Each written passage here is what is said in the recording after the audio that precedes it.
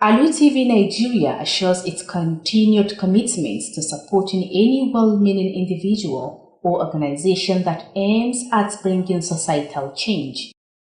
Senator Awama presides over the wedding Fatiha of Bello Yahya Giza and Ima Hassan in Sokoto. Our Sunday special report will focus on the rampant divorce rate in the Hausa community. Hello everyone, and thank you so much for staying with us on Alu TV News on this Sunday, the 28th of September 2025. It is also the 6th of Rabiul Thani, 1447 after the Hijrah of the Prophet Muhammad.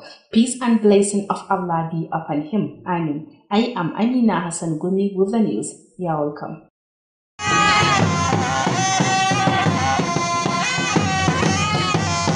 Alu TV Nigeria has expressed its readiness to collaborate with youth association dedicated to driving positive societal change. General Manager of the station, Alhaji Bashir Abubakar, stated that during the launch of a 3-day malaria awareness and fumigation campaign organized by the Association of Sokoto North Indigenous Students, ASONIS, held at Aliyu Gagar Hall of Sokoto North Local Government, Kalsum Ilyasu was there for Alu TV News and now reports. The General Manager of Alu TV Nigeria, who was represented by the Head of News Translation of the station, Aminu Al-Hussein Amanawa, said Alu TV is committed to supporting initiatives that empower young people and promote community development. The General Manager praises the association for its initiatives aimed at creating a healthier society, acknowledging their dedication to positive change. As you all know, malaria is preventable and also treatable. So the focus made and effort made by this association is commendable considering the situation. As you are aware, Alu TV Nigeria is always willing and wishes to work or collaborate with any organization willing to change the negative perspective or the narrative in our society. Keynote speaker at the event, Dr. Bello Hassan Al-Mustafa, praised the organizers committee for their efforts in educating the public on malaria, explaining that malaria is transmitted through mosquito bites, with children, pregnant women, and the elderly being the most vulnerable. Always we should sleep under an insecticide treatment net, ITN. If we have it, if we don't have it, we can apply the insecticide for some minutes before we close our room. Chairman Muhammad Noura Garba said that by working together, the community can reduce the incidence of malaria and promote a better quality of life. Indeed, without your commitment and dedication, the achievement we celebrate today will not have been possible. Other speakers at the event encouraged other youth to emulate the student initiative and work towards ensuring a healthy community.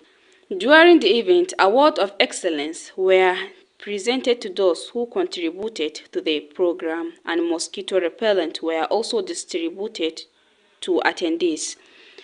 Kaltum Ilyasu, Alu TV News.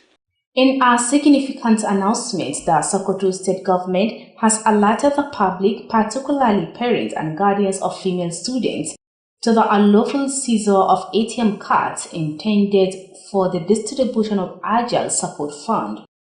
This warning comes in light of reports indicating that some school principals and teachers have been illegally collecting these cards from students and misappropriating the funds for personal gain. The Ministry of Basic and Secondary Education issued the statement following the successful launch of the Agile Support Program by Hajia Fatima Ahmad Aliyu, the First Lady of Sokoto State. The program aims to empower female students and improve access to education, with funds being disbursed directly to beneficiaries through ATM cards distributed in schools. In its statement, the ministry emphasized the following points: the ATM cards are solely for the student, and no school authority or staff member has the right to collect or withhold a student's card under any condition. Parents are strongly urged to ensure their daughters have complete possession and control of their ATM cards to prevent any unlawful interference from school staff. The statement added that any principal, teacher or staff member found guilty of such actions will face immediate administrative penalties. The ministry encourages concerned parents or students to report any incidents of this nature by calling 080-3607-4739. The ministry has also pledged to investigate all credible complaints thoroughly and ensure accountability for any exploitation. The statement serves as a stern reminder to all school authorities that the Agile Fund is a crucial state initiative designed to support and uplift female students, not an avenue for exploitation. Professor Ahmed Laden Allah, the Commissioner for the Ministry of Basic and Secondary Education, reassured the public of the government's ongoing commitment to transparency, accountability, and safeguarding students' rights throughout the educational system in the state. This development underscores the importance of protecting educational resources meant for vulnerable groups and highlights the need for vigilance among parents and school authorities alike. Senator Aliyu Magatakarda Wamoko has presided over the wedding Fatiha of Permanent Secretary of Solid Minerals, Kebbi State, Bello Yahya, and his counterpart of the Ministry of Arts, Culture and Tourism, Hajiya Ni'ima Hassan Dankulu, at his Gawanama residence, Sokoto. The wedding was solemnized by the Chief Imam of Sultan Muhammad Bello Jama'at Mosque, Sokoto. Bashar Sodengi completes the story. Minister of State for Works, Barrister Bello Muhammad Goranyo, stood in for the State Governor Ahmad Aliyu Sokoto as the representative of the bride, Hajiya Ni'ima Hassan Dankulu, while Alhaji Isa Muhammad Geza represented the groom Bello Yahya after the payment of 200,000 naira as dowry. The Chief Imam of the Sultan Muhammad Bello Jumaat Mosque, Sokoto, Imam Malami Bello Akwara, contracted the marriage. وأشهد أن لا إله إلا الله وحده لا شريك له وأشهد أن محمدا عبده ورسوله يا أيها الذين آمنوا اتقوا الله حق تقاته ولا تموتن إلا وأنتم مسلمون يا أيها الناس اتقوا ربكم الذي خلقكم من نفس واحدة وخلق منها زوجها وبث منهما رجالا كثيرا ونساء واتقوا الله الذي تساءلون به والأرحام إن الله كان عليكم رقيبا يا أيها الذين آمنوا اتقوا الله وقولوا قولا سديدا يصلح لكم أعمالكم ويغفر لكم ذنوبكم ومن يطع الله ورسوله فقد فاز فوزا عظيما.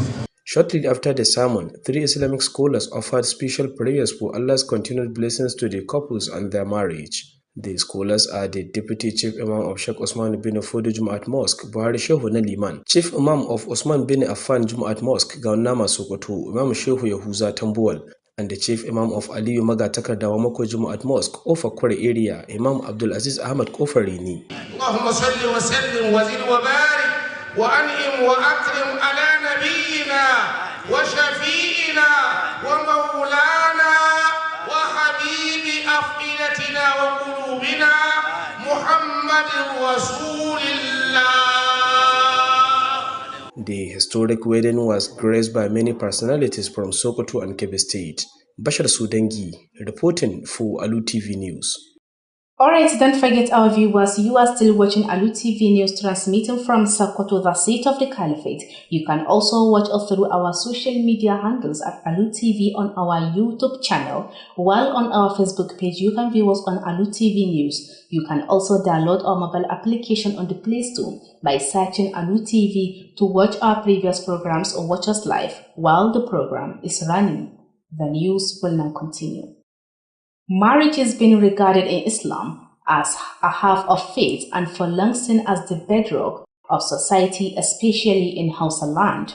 Rising divorce rates are fueling concern across many communities as couples struggle with cultural expectations, financial hardship, and the pressures of modern life. At the same time, many young people are shying away from marriage, although discouraged by families who insist on costly innovations and extravagant celebrations that make the institution increasingly out of reach. Our correspondent examines the effort of Islamic scholars towards calling a return to patience, respect, and moderation as solution to the growing challenge, her reports. In recent times, divorce has become a growing concern across Hausa communities. What was once rare and often seen as a last resort is now becoming more common. Many couples cite financial challenges, unmet expectations, and cultural pressures as a reason for separation. Actually, there are 2 or 3 major problems. You will often see a woman in her home trying her best to impress her husband. Each time he comes back from work, she's eager to make him feel comfortable, making sure the food is ready and everything is in order. But unfortunately, many men don't seem to notice or appreciate these efforts. It is common these days that when a woman tries to please her husband, instead of showing satisfaction, some men downplay her efforts and even say things like, "What have you really done?"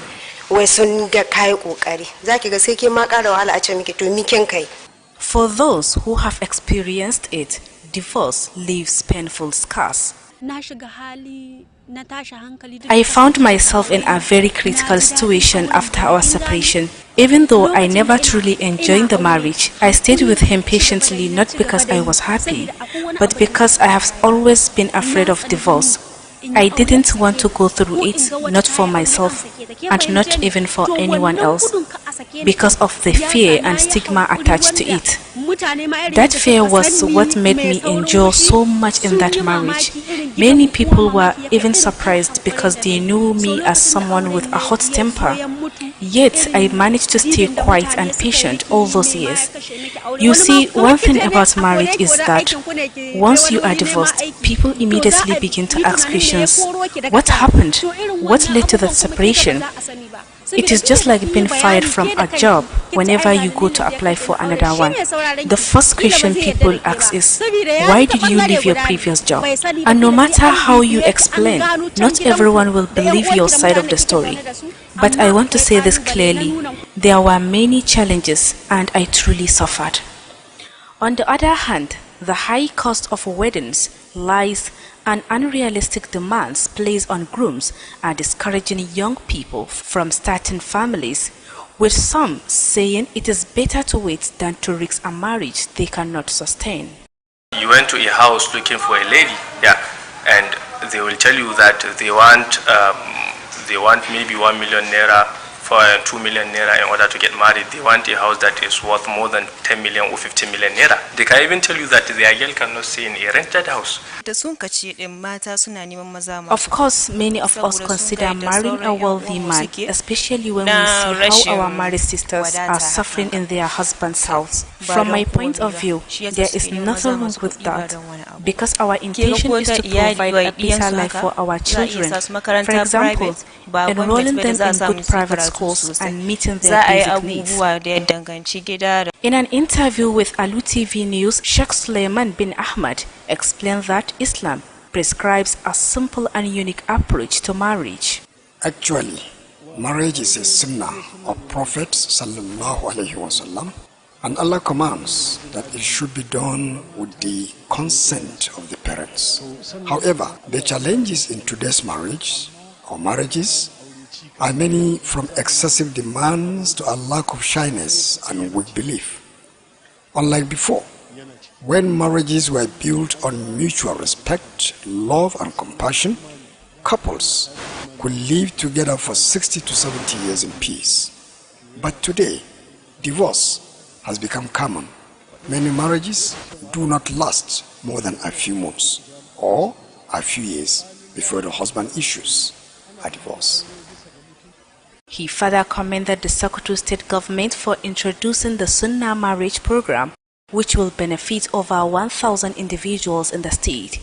He also urged the couples to fear Allah, avoid unnecessary innovations, and live peacefully in their matrimonial homes. Amina Hassan Gumi reporting for Alu TV News.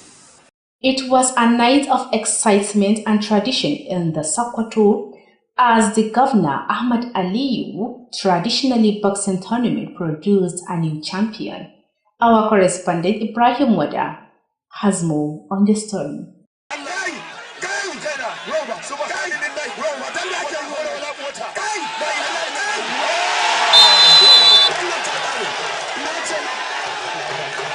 The Governor Ahmad Aliyu traditional boxing tournament came to a thrilling conclusion at the Giginya Memorial Stadium in Sokoto. Alasan Ogamboye, representing Gorinyo local government, was crowned the champion after knocking out Shagon's Kosilai in the 4th round. This victory followed an early unfinished final that went 6 rounds without a knockout. Governor Ahmad Aliyu was represented at the event by the Commissioner for Youth and Sport Development, Engineer Mustafa Muhammad Kofa Marki, who joined other dignitaries to celebrate the rich tradition of Dambe boxing. In other highlights, Garkon Nkrumah secured another knockout victory over Musan Ali. Meanwhile, Dogon Cisco and Aisha trailing spectators with skillful display, though they both ended without a knockout. In a strong comeback, Aljani Yahya defeated Bahagon Ramadan.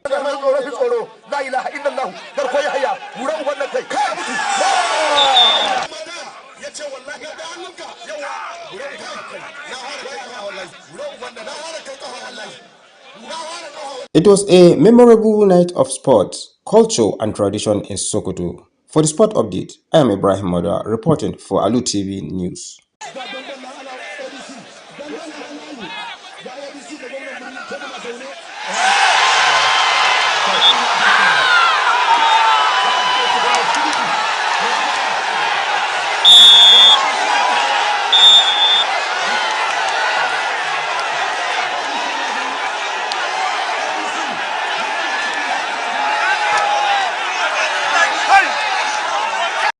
And that ends the news at this hour, but before we go, another look at the main items and media headlines.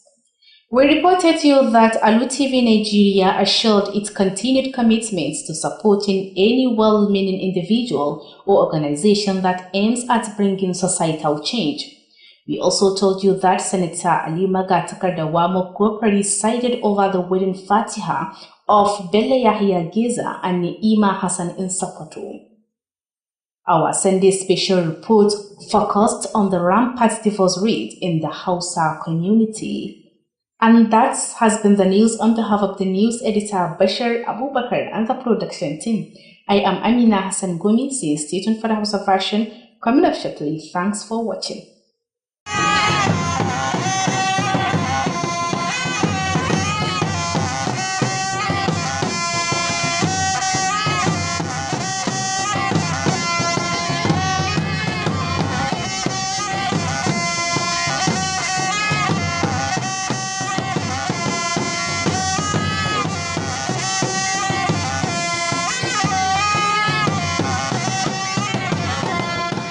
These are exciting times for broadcasting in Africa. The National Broadcasting Commission is set to host the 14th Biennial Conference and Exhibition of African Broadcasters, Africast 2025 in Lagos, Nigeria. Participants will experience a week of world-class expositions showcasing the very best in creativity, innovation, and cutting-edge broadcasting technological advancement and trends in the global broadcast media ecosystem. Theme: Navigating the Digital Surge, Building a Resilient Africa Media Ecosystem for the Future.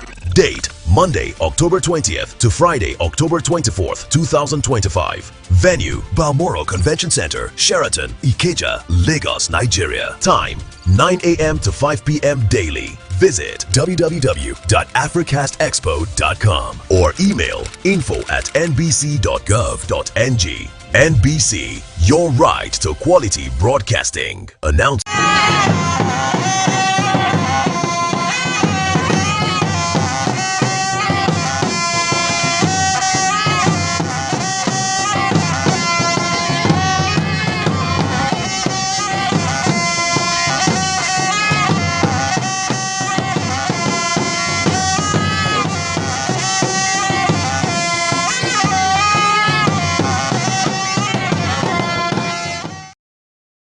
Gidan talabijin na Alu TV Nigeria ya jaddada goyon bayansa da duk wani mutum ko kungiya mai niyyar kawo sauyi na gari a cikin al'umma.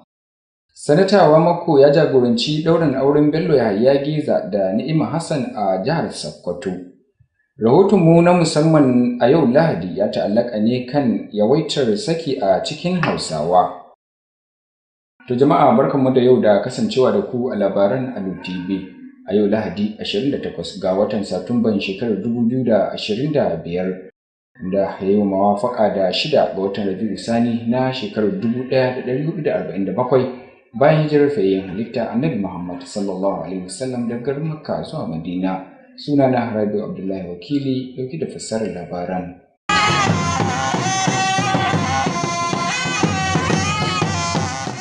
Gidan talabijin na Alu Tv Najeriya ya bayyana shirinsa na yin haɗin gwiwa da ƙungiyoyin matasa wajen kawo canji mai nagarta a cikin al'umma. Babban manajan kafar watsa labaran wato Alhaji Bashir Abubakar ne ya bayyana hakan a lokacin ƙaddamar da shirin wayar da kai kan zazzabin cizon sauro na kwanaki 3 tare da feshin maganin sauro, wanda ƙungiyar ɗalibai asalin Sokoto ta Arewa wato ASUNES ta shirya, da ya wakana a ɗakin taron Aliyu Gagari da ke ƙaramar hukumar Sokoto ta Arewa. Ga wakilinmu Umar Kulsum Ilyasu ɗauke da cikin rahoton. Shugaban gidan talabijin na Alu TV, Alhaji Bashir Abubakar, wanda shugaban sashen fassara na gidan Aminu Al-Hussein Amanawa ya wakilta, ya bayyana cewa gidan talabijin na Alu TV a shirye yake yana maraba ga shirarwan duk wata ƙungiya da ke da manufar ciyar da al'umma gaba da ma ƙarfafa matasa. Shugaban haka ma ya yaba ma ƙungiyar bisa fitowa da shirin da ke da manufar samar da lafiyayyar al'umma, yana mai jinjina wa namijin ƙoƙarin nasu. Sakon shi shine ita wannan cuta da mata malaria cuta ce da ake iya magancewa, kuma su waɗannan matasa da suka fito da wannan abun ayaba ne kuma abun ƙoƙari ne, la'akari da cewa ana lokacin da ake samun malaria, kuma ita wannan malaria cuta ce da ake iya magancewa. Don haka ne ma shi shugaba ya bayar da tabbacin cewa wannan gidan talabijin ne a shirye yake a koda yaushe ne aiki tukuri da kuma haɗa gwiwa da duk wata ƙungiya da ke da manufa na ganin an samar da sauyi a cikin al'umma. Da yake gabatar da maƙala a wajen taron, Dr. Bello Hassan Al-Mustapha ya bayyana cewa cutar zazzabin cizon sauro cuta ce da sauran ke haifarwa, inda lamarin ke shafar ƙananan yara, mata masu juna biyu da ma tsofaffi. Maganin duk wani abu wanda zai iya sa sauro ya haifawa, kamar ruwan da ke kwance wuri ɗaya. A yi ƙoƙari matasa a unguwa ku yi ƙoƙari ku yi aikin gayya. Na san lokacin muna matasa, kamin mu yi aure muna irin waɗannan ayyukan na kwashe gotoci da tabbatar ruwa sun wuce. A cikin wata muhimmiyar sanarwa, gwamnatin jihar Sokoto ta yi kira ga jama'a, musamman iyaye da maga'isan ɗalibai mata, da su kula da haramcin ƙwace katuttukan cirar kuɗi wato ATM da aka ware domin raba kuɗaɗen tallafi ƙarƙashin shirin nan na tallafawa mata 'yan makaranta wato Agile. Wannan gargaɗin ya biyo bayan rahotannin da suka bayyanar da cewa wasu shugabannin makarantu da malamai suna karɓar waɗannan katuttukan daga hannun ɗalibai ba bisa ƙa'ida ba, tare da karkatar da kuɗaɗen don amfanin kansu. Ma'aikatar ilimin firamare da sakandare ta fitar da wannan sanarwa ne bayan ƙaddamar da shirin tallafin na Agile da Hajiya Fatima Ahmad Aliyu ta uwar gidan gwamnan jihar Sokoto ta gudanar. Shirin dai na nufin ƙarfafa ɗalibai mata tare da ƙara musu samun damar neman ilimi, inda kuɗaɗen za su riƙa shiga kai tsaye hannun waɗanda suka amfana da shirin ta hanyar katuttukan cirar kuɗi wato ATM da aka raba a makarantu. A cikin sanarwar, ma'aikatar ta jaddada cewar katuttukan na ɗalibai ne kawai, babu wani shugaban makaranta ko ma'aikaci da ya cancanci ya karɓe su ko ya riƙe su a kowane hali. A roƙe iyaye da su tabbatar da 'ya'yansu mata na da cikakken ikon mallaka da amfani da katuttukan don kaucewa tsoma bakin ma'aikatan makaranta ba bisa ƙa'ida ba. Sanarwar ta ƙara da cewa duk wani shugaban makaranta, malami ko ma'aikaci da aka kama da aikata irin wannan katobar za a ɗauki matakin ladabtarwa nan take a kansa. Ma'aikatar ta kuma shawarci iyaye da ɗalibai da aka yi wa irin wannan aika-aikar da su kira wannan lambar, wato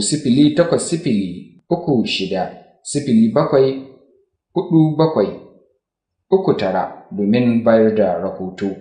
Haka kuma ma'aikatar ta yi alkawarin bankaɗo tare da tabbatar da an hukunta duk wanda aka samu da laifi. Sannan sanarwar da gargaɗi ce mai tsauri ga dukkanin shugabannin makarantu cewa kuɗaɗen tallafin shirin Agile, wanda shiri ne na musamman da aka tanada don tallafawa ɗalibai mata ba hanyar cin moriyar kai ba. Kwamishinan ma'aikatar ilimin firamare da sakandare Farfesa Ahmad Ladan Ala ya tabbatar wa jama'a cewar gwamnati na ci gaba da ƙoƙari wajen tabbatar da gaskiya, adalci da kare 'yancin ɗalibai a cikin tsarin ilimi a faɗin jihar. Wannan ci gaban ya bayyanar da ƙudurin kare kayayyakin ilimi da ke da manufar tallafawa mabukata da kuma jan hankalin iyaye da shugabannin makarantu da su kasance masu lura. Sanata Aliyu Magatakardawa Makko ya jagoranci ɗaurin auren babban sakataren ma'aikatar albarkatun ƙasa na jihar Kebbi, wato Bello Yahaya, da takwararsa ta ma'aikatar yawon buɗe ido da raya al'adu Hajiya Ni'ima Hassan Ɗankulu a gidansa da ke Gawon Nama a nan jihar Sokoto. Babban limamin masallacin Juma'a na Sultan Muhammadu Bello ne ya ɗaura auren. Ga wakilinmu Bashir Sudangi dauki da cikin rahoton. Ministan ƙasa a ma'aikatar ayyuka Barista Bello Muhammad Gwaranyo shine wakilci gwamna Ahmad Aliyu da ya tsaya a matsayin wakilin amarya Hajiya Ni'ima Hassan Ɗankulu, yayin da Alhaji Isa Muhammad Geza ya tsaya wa ango Bello Yahaya bayan da aka biya naira 200,000 a matsayin kuɗin sadaki. Babban limamin masallacin Juma'a na Sarkin Musulmi Ahmadu Bello da ke nan Sokoto, Imam Malami Bello Akwara, shine jagoranci ɗaurin auren. Wa ashhadu an la ilaha illallah wahdahu la sharika lah wa ashhadu anna Muhammadan abduhu wa rasuluhu. Ya ayyuhallazina amanu taqullaha haqqa tuqatih wa la tamutunna illa wa antum muslimun. Ya ayyuhan nasu taqu rabbakum allazi khalaqakum min nafsin wahidah wa khalaqa minha zawjaha wa bassa minhuma rijalan katsiran wa nisaa'a واتقوا الله الذي تساءلون به والارحام ان الله كان عليكم رقيبا. يا ايها الذين امنوا اتقوا الله وقولوا قولا سديدا يصلح لكم اعمالكم ويغفر لكم ذنوبكم ومن يطع الله ورسوله فقد فاز فوزا عظيما. Jim kaɗan bayan kammala ɗaurin auren, malamai uku ne suka jagoranci addu'o'i na musamman domin neman albarkar Allah ga ma'auratan. Malaman sun hada da na'ibin limamin masallacin Juma'a na Usmanu bin Fodio da ke nan Sokoto, Mallam Buhari Shehu na liman, da babban limamin masallacin Juma'a na Usman bin Affan da ke unguwar Gawon Nama Sokoto, Imam Yahuza Shehu Tambuwal, da babban limamin masallacin Juma'a na Aliyu Magatakardawa Makko da ke unguwar Kofar Kwari, Imam Abdulaziz Ahmad Kofar Rini. Allahumma salli wa sallim wa zid wa barik wa an'im wa akrim ala nabiyyina wa shafi'ina wa maulana حبيب أفئدتنا وقلوبنا محمد رسول الله. Wannan auren mai cike da ɗimbin tarihi ya samu halartar manya-manyan mutane daga jihohin Sokoto da Kebbi. Ƙarshen rahoton kenan. Bashir Sudangi, labarun Alu TV. To jama'a kar ku manta wa'annan labaran na zo muku ne daga nan Alu TV Najeriya da ke watsa shirarwanta daga nan Sokoto birnin Shehu. Za ku iya kallon Alu TV ta manhajar YouTube ta hanyar rubuta Alu TV ko kafar sada zumunta ta Facebook ta hanyar rubuta Alu TV News. Za ku iya kuma sauke manhajar Alu TV daga Play Store domin kallon shirarwar da ke wakana da waɗanda suka kammala. Yanzu kam labaran za su ci gaba. To a rahotonmu kuma na yau Lahadi, a addinance aure shine matsayin rabin addini, kana ginshikin kowace al'umma, musamman a ƙasar Hausa.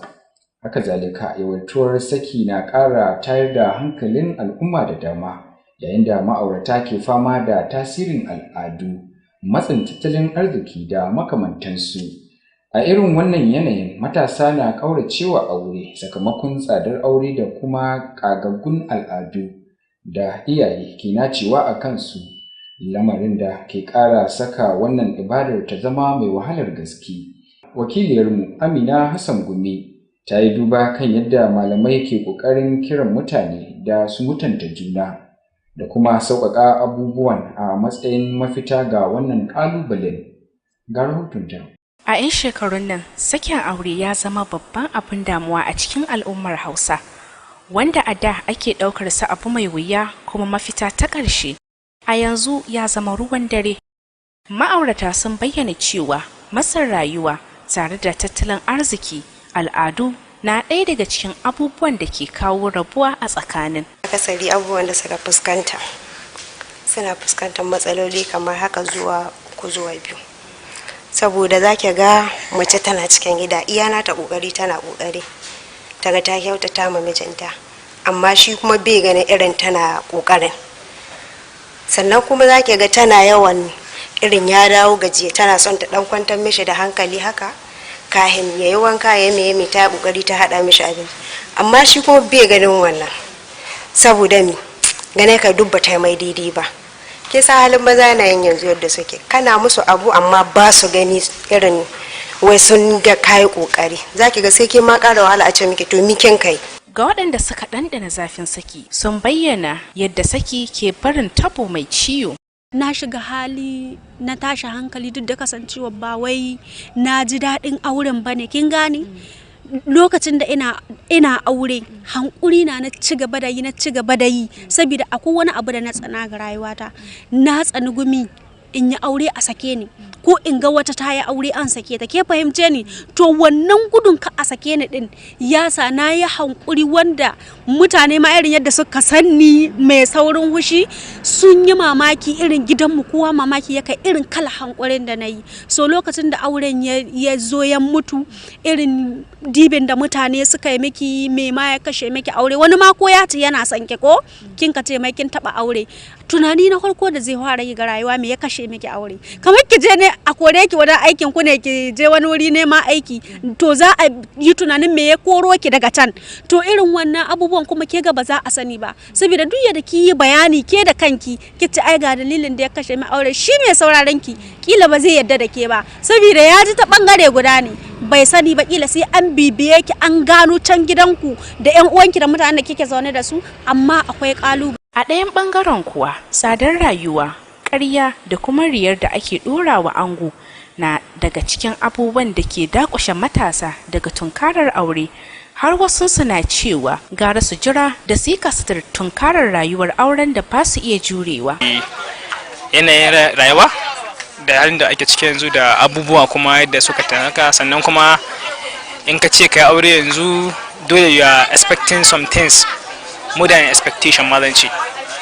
Da sun kace din mata suna neman maza masu kuɗi saboda sun ga yadda sauran yan uwanmu suke na rashin wadata hakan ga. To ba don komi ba, shi yasa suke neman maza masu kuɗi ba don wani abu ba. To ni kuma ban ga matsala akan haka nan ba, saboda ke ga ko ta iyali wai diyansu haka za a iya sa su makaranta private ba gwamnati ba da za a samu su yi karatu sosai, za a yi abubuwa da ya danganci gida da sauran. A yayin tattaunawa da manema labaran Alu TV, Sheikh Suleiman bin Ahmad ya bayyana cewa musulunci ya sauƙaƙa auratayya a tsakanin al'umma. Inda ana gina shi kuma in an ka zo in an kai auren, ƙarshen ta sadda za a haɗa auren sai abu guda wanda aka jawo a ciki shine sadaki da sigar da aka yi, amma duk abin da Allah da manzon Allah ka so sai a aje su gehe, sai mala'iku a yi wasu abubuwa ga auren wanda mala'iku ka ɗebe ma auren albarka sai bai karko. Amma da ana gina shi bisa ga sunna da kauna muwaddatan wa rahama, to yanzu mahi yawanci sai a yi aure babu waɗannan abubuwan ciki. Abin duniya ake so, in wani ya zo komi rashin mutunci ne, tunda ba a binciken mutuncin ka ko rashin mutunci, me kake da shi, ina haka aiki, wace mota gare ka, to shi abin da ake bincike. Gida kana da gida, sabanin da zaki iske dattijo 4-5 cikin gida guda, kowa da lungu ne. Ya kuma kara da yaba wa gwamnatin jihar Sokoto da ta fito da shirin auren sunna, inda mutane fiye da 1000 ne za su amfana da wannan shirin a fadin jihar. Ya kuma roƙi ma'aurata da su ji tsoron Allah, su kaucewa duk wata bid'a tare da zaman lafiya a gidajen auren su. Amina Hassan Gumi, labaran Alu TV.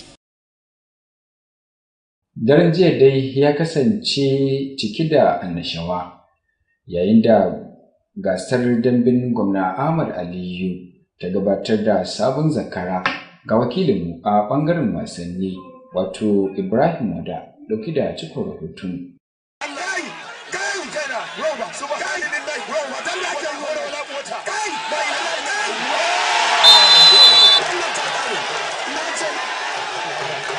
A A gasar damben gargajiya ta Gwamna Ahmad Aliyu ta zo ƙarshe cikin ƙayatarwa a filin wasa na tunawa da giginya da ke Sokoto. Alasan Ogamboye wanda ya walƙici ƙaramar hukumar Guranyo ya zamo zakara bayan ya kara da shagon Kusilaye a zagaye na 4. Wannan nasarar ta zo bayan wasan ƙarshe na baya wanda bai kammala ba, inda aka yi zagaye 6 ba tare da nasara ba. Gwamna Ahmad Aliyu ya samu wakilci a wajen taron daga kwamishinan matasa da ci gaban wasanni ta jihar Sokoto, injiniya Mustapha Muhammad Kofar Marke, tare da sauran manyan baki wajen murnan wannan kyakkyawar al'adar dabbe. A wasu fitattun wasanni, garkuwan kurma ya samu nasara akan Musan Ali, a gefe guda kuwa Dogon Sisko da Naisha sun kayatar da 'yan kallo da fasaha, duk da cewa wasan nasu ya kare ba tare da nasara ba. Hakan kuma Aljanni Yahaya ya doke Bahagon Ramadan.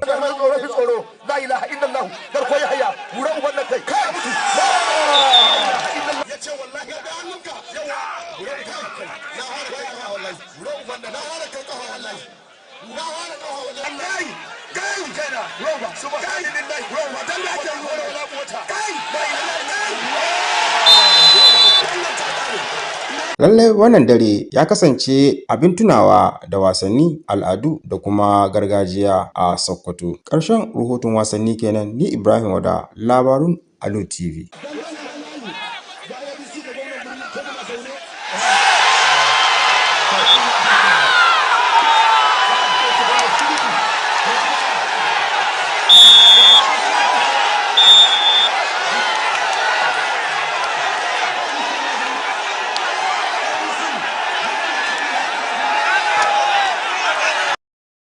To a gaida Amina Hassan Gumi.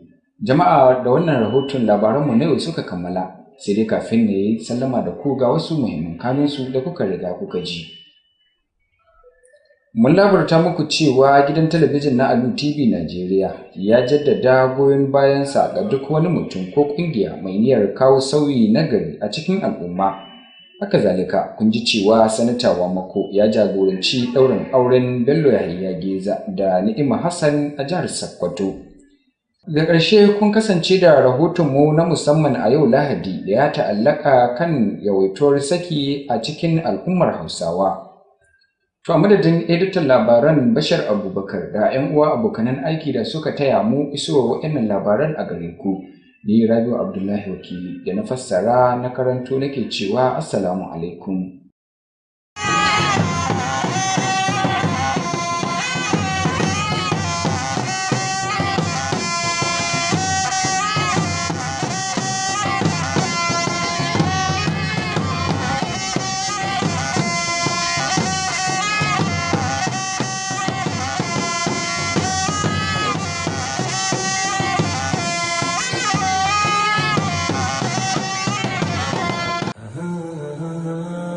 Of mixed results for Nigeria on the continental level, as on